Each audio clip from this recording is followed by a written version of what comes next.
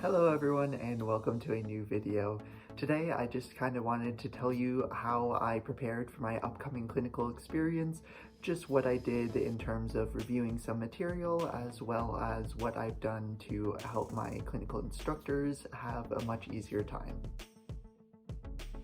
The first thing that I did to help my clinical instructors out, since I have two of them this time around, is I created a sheet of all of the assignments that we're going to have throughout the experience with due dates as well as what type of assignment it is. That way we know where to look if it's in electric form or if it's on paper, just to keep things organized, as well as put all of the information regarding our projects that we have, since we are kind of preparing and grabbing some cases from this clinical experience for some coursework that we're doing both during our clinical experience as well as afterwards. So that way they just have a clear understanding of exactly what expectations I have going into the experience. Talking about expectations, I also created just some tiny flashcards that have my overarching goals that I would like to meet throughout the experience. I have one copy for each of the instructors as well as one for myself, just to keep myself accountable,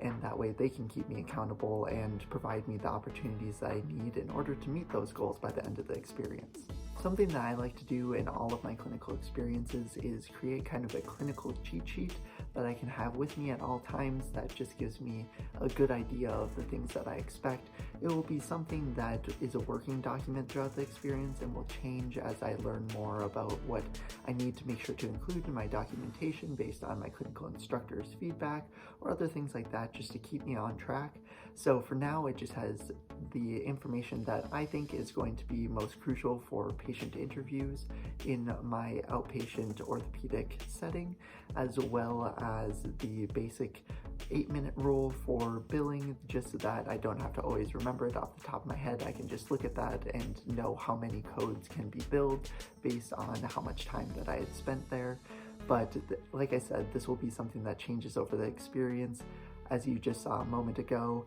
that was my old one that even still had drawings on it that I hadn't fully added to the working document, so this will be something that changes. I then grabbed my clipboard that I was happy to be gifted from my last clinical instructor and put my cheat sheet as well as my copy of my goals in there, just so that I'll have them on me along with a pen so that I can write and add anything in throughout the day that I'll add to that working document later on. I then put all of the documents that will be for my clinical instructors, including my goal cards, my assignment sheet for both of them, as well as some possible consent forms for some of the projects that we're working on that I might need patients to sign. That way I can have it right there on the spot when I'm working with them instead of having to go back and print it later. Now, I also took some time knowing that I was going to be in outpatient orthopedics, as well as knowing that for some of our projects, we needed some outcome measures in order to track some of our patients' progress,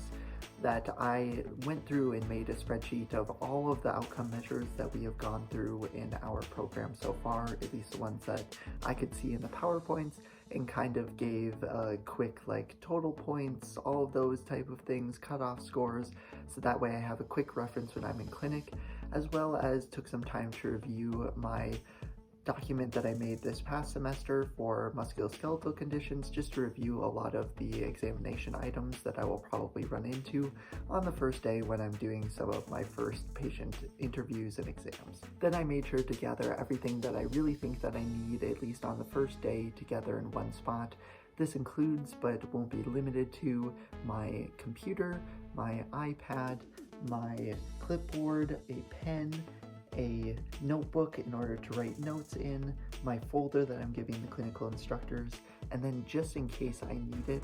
I'm bringing my stethoscope as well as blood pressure cuff, because some of the projects that we're working on, we need some of the patient vitals, and just because I don't know the setup of the clinic, I want to make sure that I have everything I need in case on day one I have the opportunity to kind of go through an evaluation with a patient that I think might be a good candidate for those projects. So I just want to be really prepared, and then I also will make sure to grab my water bottle before I end up heading out tomorrow. The last thing that I ended up doing was just preparing my clothes for the day. I know that the clinical instructor that I'll be with on my first day wears scrubs in clinic, so I'm going to match them and wear scrubs as well. But that's pretty much all that I did to prepare for my upcoming clinical experience. If you are looking for any other information regarding clinical experiences, some advice, or how I prepared for my first one, make sure to check out the videos linked in the description down below. If you enjoyed this video, make sure to hit that like button and subscribe. Thank you all so much for watching. This has been KPTPT, and I'll see you all in the next video.